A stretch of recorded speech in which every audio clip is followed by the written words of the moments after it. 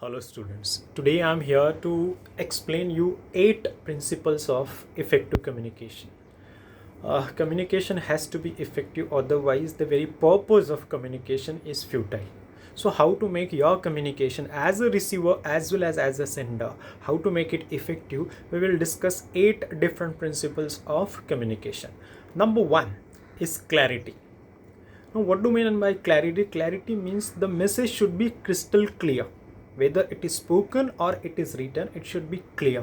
It should not be ambiguous. It should not raise the doubt about what could be the meaning of this particular sentence. For example, if you see one board, fine for parking. Now, fine has two meanings.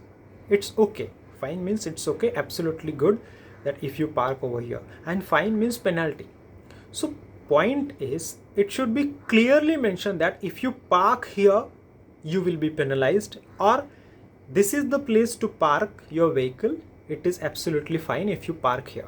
So such kind of clarity has to be there in whatever you speak or whatever you write. And if this clarity is not maintained by the speaker, so as a receiver you must make sure, you must clear it, so that the communication should be complete and successful as well as effective. Rather, as a sender, it is your moral responsibility to make sure that very clearly the same message that you want to send has reached to your receiver. So this is how on clarity level you need to be effective or correct. Number 2, second principle of effective communication is that completeness. Your message should be complete. It should not be incomplete, or it should not raise the curiosity that yes, what is exactly you wanted to say. So it should have proper beginning, middle and end. For example, if you want to place an order of computers, so while placing an order of computers, you must give complete message that exactly what would be the use of those computers, what kind of versions you want, what kind of virus you want in that particular computer. The everything completely you must mention, that whenever you get the delivery, the computers are as per your requirement and as per your expectations. If you provide incomplete information, you may get such kind of response, and that there would be confusion. So your message should be complete as a sender as well as a receiver. The next principle of communication is courtesy. Now courtesy means what? You attitude. You must respect and put yourself into the shoes of the receiver. You need to be very very polite when you speak. So that is what being courteous, or you are using the you attitude. You attitude means when you are writing a letter, that we will give you the discount of 20%. Here you are being very selfish and arrogant, but if you use you will get 20% of discount, and then this is being courteous. If in an office a very senior person comes, and if the receptionist says that okay sir, please take your seat and let me know what exactly I can do for you, in a very polite tone, if she or he suggests that to that senior citizen, it is being very courteous to that particular person, and the person will be comfortable, so he will open up what exactly he wants. Maybe the person is there and the person may give you good business. So you need to be very very courteous, and mostly this courtesy has to be followed on phone. You do not need to raise your volume, you do not reach to be arrogant in the tone. You should be very very polite, and you must think about the receiver of the message first of all. And if you follow this you attitude, it is called courtesy, and the communication will be beneficial, very fruitful. So courtesy is another principle of effective communication. The next one is conciseness. Now what is meant by conciseness? You must speak or write only whatever is the requirement, not more than requirement, not less than requirement.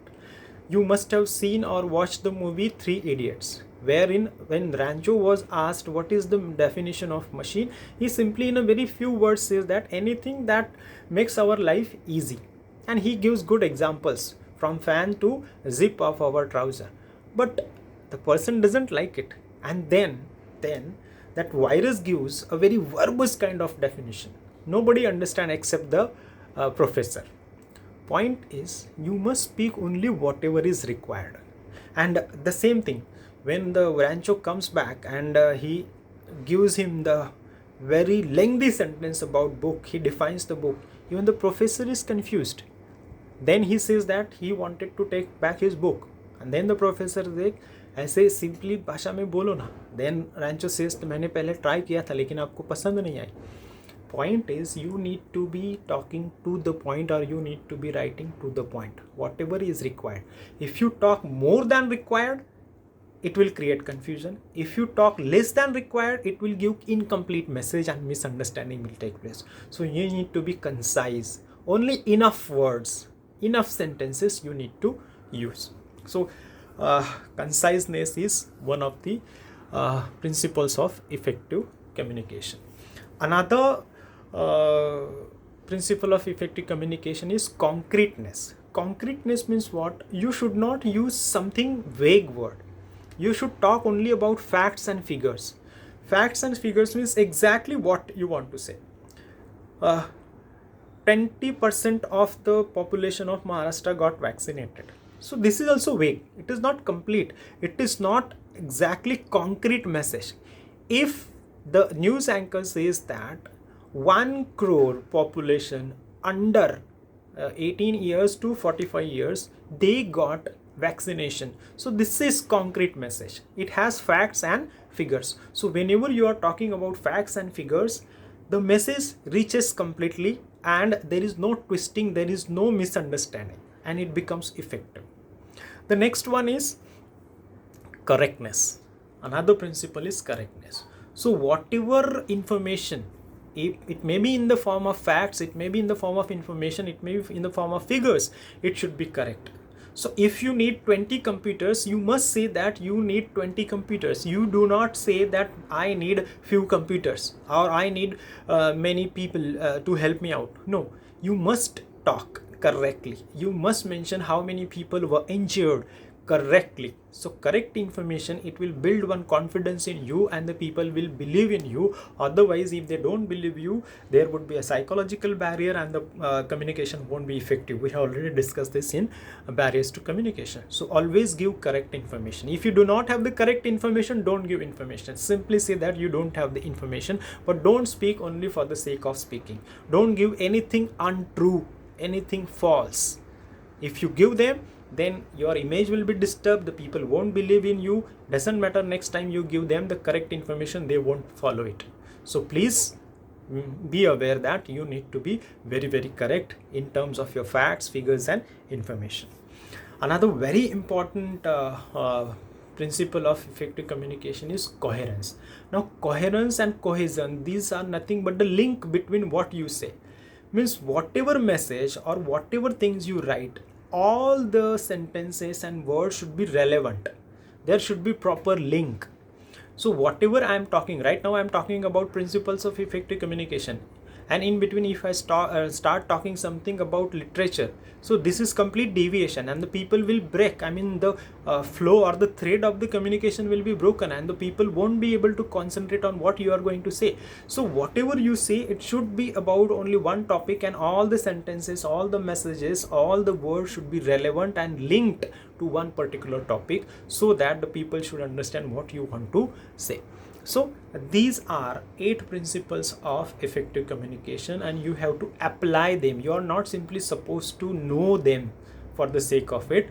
You need to apply them so that whenever you communicate very effectively, maybe at your workplace or maybe in your personal life or social life. I wish you good luck. Thank you so much.